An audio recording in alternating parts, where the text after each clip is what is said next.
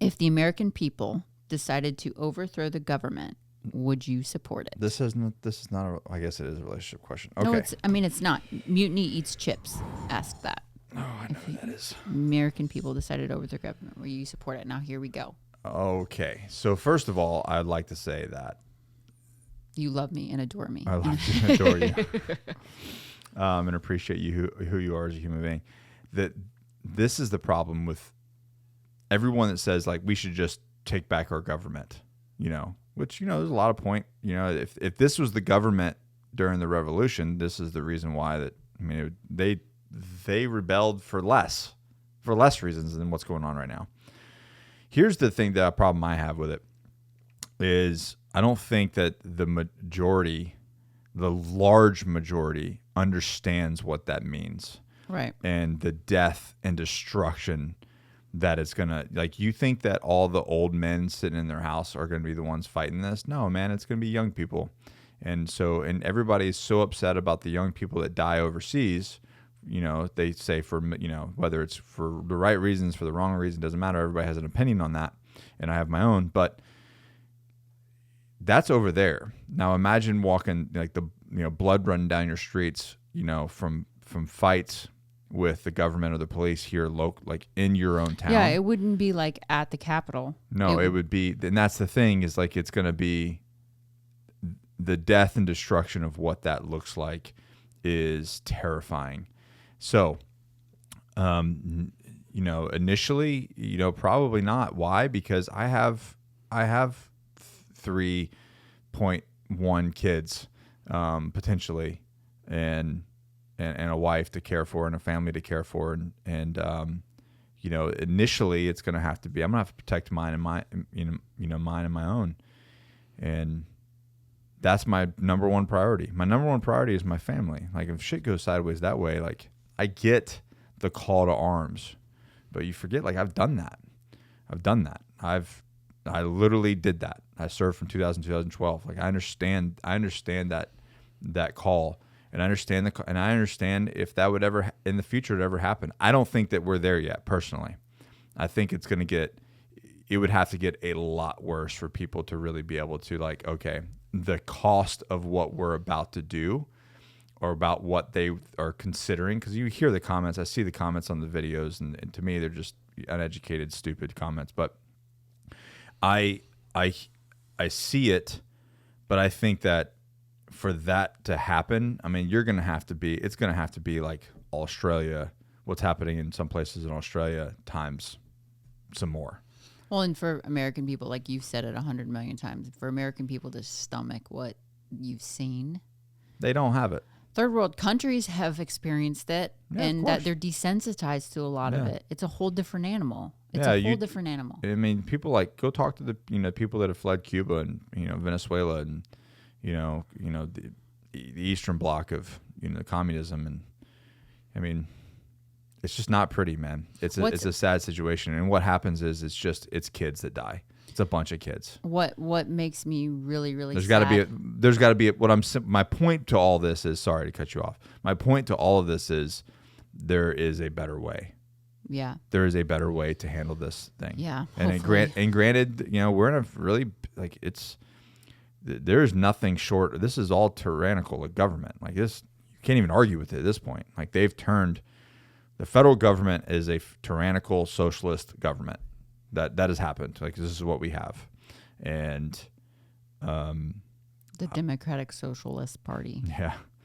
And I'm not even that side or the right side.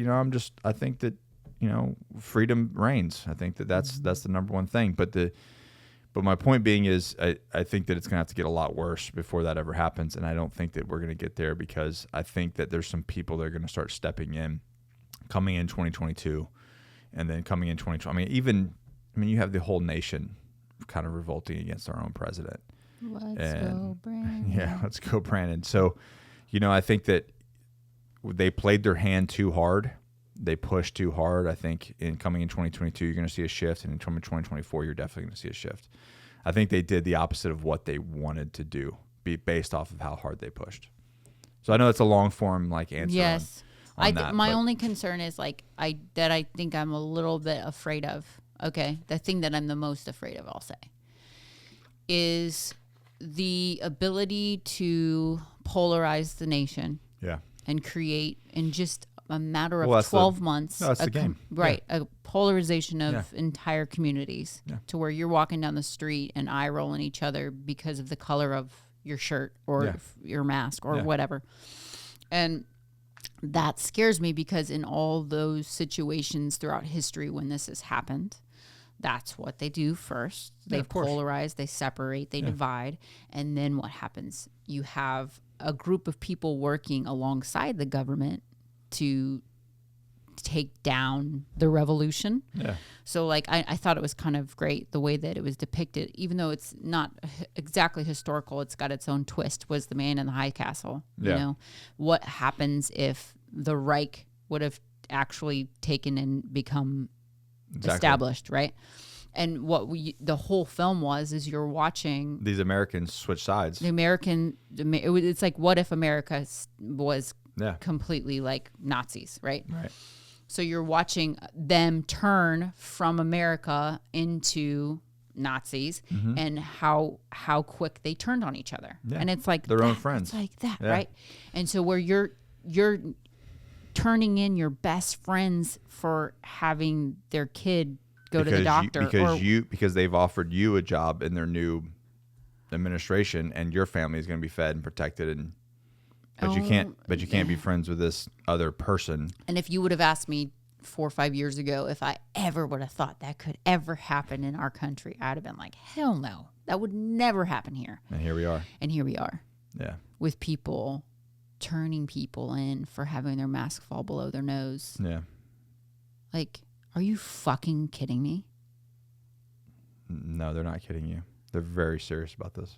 Like sending people's kids home for an entire week because someone in the classroom like may have been around somebody with symptoms, and then you're telling people's kids or parents are telling on each other's kid. It's like, it's all by design. So that is what does scare me about it, because it's like, for us to overthrow the government means you will be taking and like dividing your neighbors and fighting. Yeah. Your neighbor, people in your neighborhood, the people that come into your business and act like an asshole, you're going to be having to kill them to overthrow the, like, you know what I mean? Yeah. And that's putting it like really, like it's putting it really open right there. And I think that's what people don't realize. It's like, they think that it's going to be like a fight between, you know, some faceless entity, and it's not, man. It's essentially like a civil war. It's like you're fighting in your own Americans, and that's the worst freaking thing in the world. After everything that this country's been through, that's horrible. So that's it. So that's our take on it. I believe that if somebody wanted to overthrow the government, I'm not sure that would go the way that you think it would go.